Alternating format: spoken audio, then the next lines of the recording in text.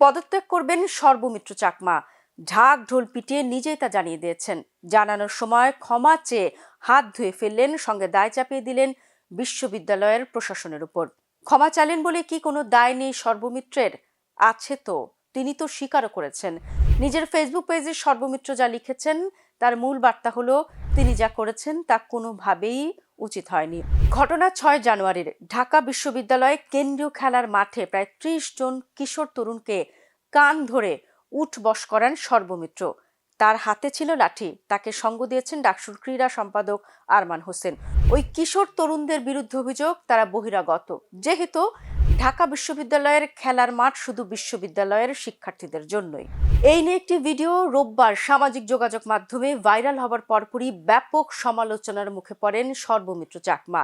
ঘোষণা দেন ডাকসু থেকে পদত্যাগের, তবে দিয়ে যান একাধিক ব্যাখ্যা। তিনি বলতে চাইছেন, দেয়াল টপকে বহিরাগতরা খেলার মাঠে ঢুকে খেলাধুলা করে, এমনকি সাইকেল, মানিব্যাগ, মোবাইল চুরি, নারী শিক্ষার্থীদের হেনস্থা, স্টাফদের দিকে ঢিল ছুঁড়ে মারার মতো ঘটনাও ঘটছে, যা ঘটছে বিশ্ববিদ্যালয় প্রশাসনের উদাসীনতা ও অবহেলার কারণে।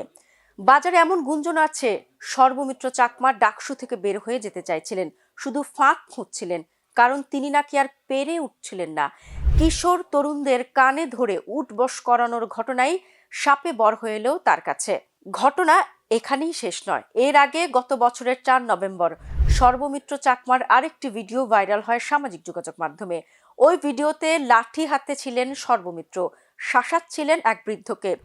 ভিডিওটি ছিল সর্বমিত্রের এক অভিযানের, যেটি বিশ্ববিদ্যালয় এলাকায় অবৈধ দোকান, উদ্বাস্তু, ভবঘুরে ও নেশাগ্রস্তদের উচ্ছেদের। সে সময়ও সর্বমিত্র আলোচিত সমালোচিত হন।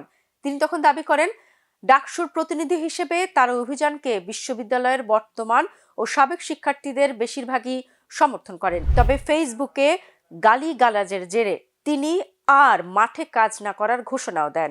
তবে অভিযানের পক্ষে তিনি ব্যাখ্যা দেন, লাঠি সোটা ছাড়া বা ভয়ভীতি প্রদর্শন না করে ওই লোকগুলোকে সরানো কঠিন। তিনি তখন জানান, নারী শিক্ষার্থীদের হেনস্থার শিকার হওয়ার কথা। সর্বমিত্র স্বীকারও করেন যে রাতে পাহারা দিয়ে উচ্ছেদ অভিযান করাটা সরাসরি ডাকসুর কার্যনির্বাহী সদস্যের কাজ না হলেও সেটা এখতিয়ারের বাইরেও নয়। সহাস্যে সর্বমিত্র জানান, বিতর্ক তার ব্যক্তিগত জীবনকে প্রভাবিত করছে। গত বছর সেপ্টেম্বরে ঢাকা বিশ্ববিদ্যালয়ে কেন্দ্রীয় ছাত্র সংসদ ডাকসু নির্বাচনে কার্যনির্বাহী সদস্য পদে বিপুল ভোটে বিজয়ী হন বাংলাদেশ ইসলামী ছাত্র শিবির সমর্থিত প্যানেল ঐক্যবদ্ধ শিক্ষার্থী জোটের প্রার্থী সর্বমিত্র চাকমা।